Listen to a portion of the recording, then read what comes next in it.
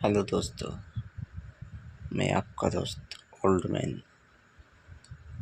आज मैं फिर से एक नया कहानी लेके आया हूँ। जो कहानी है डॉक्टर अंकल से हुआ प्यार। डॉक्टर अंकल बहुत खूबसूरत था और बहुत दिनों से डॉक्टर अंकल तलाश कर रहे थे कि कोई ऐसा व्यक्ति आए जिसको मैं इलाज करूँ और अपने पास रखूँ। तो सुनिए, आगे की कहानी में क्या होते हैं और कैसे प्यार होते हैं, मैं सुनाता हूँ आपको ये कहानी। आप लोग ध्यान से सुनिएगा। अंकल का नाम डॉक्टर अरुण है। उम्र 50 के पार निकल चुकी है, पर अब भी गांव में लोग उन्हें अरुण बाबू ही कहकर बुलाते हैं। अंकल शहर में ही बड़ा हुए, वहीं पढ़ाई की और वहीं पर नौकरी भी रही, पर मन के कोने में हमेशा एक खालीपन सी रहा कि मेरी असली पहचान क्या है, मेरी चाहत को कौन समझेगा। शहर में तो साथी मिल जाते थे, पर जब गांव में काम करने का आदेश आया तो समझ आया कि अब यहाँ साथी मिलना आसान नहीं है। गांव का छोटा सा अस्पताल था। रोज वही बुखार, खांसी, चोट लगने वाले मरीज आते हैं, पर असली मुश्किल अकेलापन है। रात को जब भी बरामदे में बैठकर नीम के पेड़ के नीचे झिंगूर की आवाजें सुनते हैं तो सोचते थे, क्या सच में अब जिंदगी ऐसे ही निकल जाएगी। डॉक्टर अरुण अंकल के जीवन ऐसा था कि उनके लाइफ में कोई लाइफ टाइम पार्टनर ही नहीं मिला, और इसका दोषी अरुण अंकल खुद को मानते हैं। शायद उनको रिश्ता निभाने नहीं आता है, या यूं कहे कि जो भी मिला वो इन्हें धोखा ही देकर गया। इन्हीं दिनों गांव के बड़े ठाकुर साहब का बेटा शहर से लौटा था। नाम था अभिषेक। सुना था कि इंजीनियरिंग करके आया है और अब पिता के साथ जमीन जायदाद संभालेगा।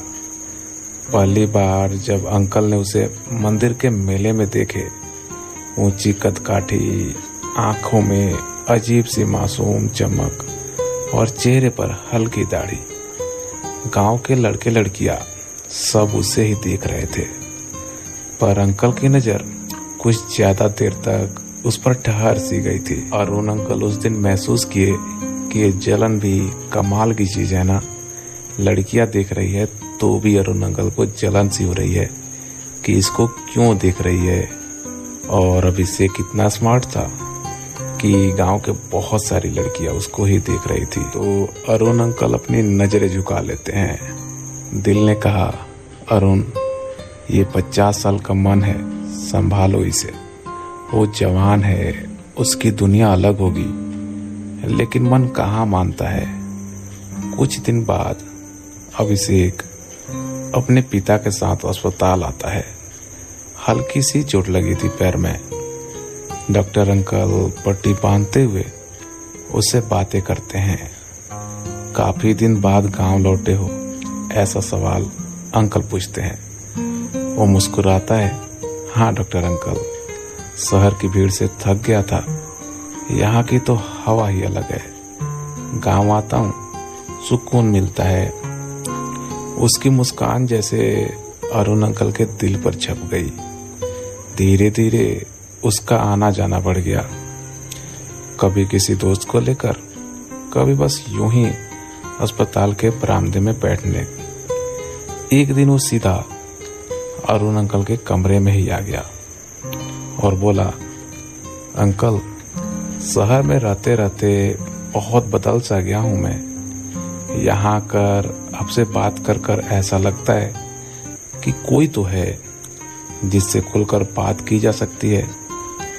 डॉक्टर अंकल एकदम चौंक जाते हैं। अरुण अंकल उसका इशारा नहीं समझ पाए, बस सिर हिलाकर चुप ही रहे। कुछ हफ्ते बीते। एक शाम अरुण अंकल हॉस्पिटल से अपने कमरे की तरफ जा ही रहे थे, तभी वहां पर अभिषेक आता है। अंकल, थोड़ी देर खेत की तरफ चलेंगे? आज चांद बहुत प्यारा निकला है। फिर दोनों तालाब के किनारे बैठ जाते हैं। दूर कहीं रात कीटों की आवाज और पास से आती ठंडी हवा। फिर बहुत सारी बातें होने लगी। बातों ही बातों में कुछ बातें ऐसी भी हो गई जो काफी करीब लाती गई। बात करते करते अभिषेक ने अंकल का हाथ पकड़ लिया। अंकल का दिल की धड़कन बहुत ही ज्यादा तेज हो गई। उस पल का सन्नाटा, वो गर्माहट, जैसे बरसों का बोझ उतर गया हो। उस रात अंकल और अभिषेक देर रात तक बातें करते रहे, सपनों की, डर की और उस चाहत की जो दोनों के भीतर दबी थी। गांव की रात गवाह बनी दोनों के दिल की धड़कन की। अब अक्सर ऐसा ही होने लगा। दोनों अक्सर साथ में घूमते थे, कभी खेत के किनारे, कभी पीपल के नीचे। वो अंकल का इंतजार करता है। लोग समझते हैं कि ये दोनों अच्छे दोस्त हैं, पर असल में दोनों एक दूसरे के लिए वो सहारा बन गए हैं जो गांव में मिलना असंभव सा लगता है।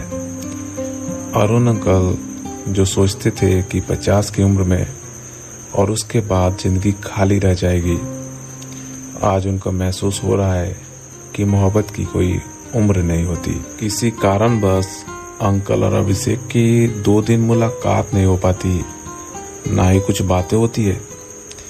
तीसरे दिन अंकल अस्पताल में बैठे थे, पर बार बार खिड़की की तरफ देख रहे थे। वो अभिषेक का इंतजार कर रहे थे। उनकी आत्मा बोल रही थी कि आज अभिषेक जरूर आएगा। वहां देखते देखते जब शाम हुई, जब उनका ड्यूटी खत्म हुआ, तो वो अपने रूम पर लौट ही रहे थे। तभी देखते हैं कि बरामदे में अभिषेक खड़ा है। अंकल, उसने मुस्कुराते हुए कहा, अंकल आज खेतों की तरफ नहीं, आज आप मेरे घर चलिए।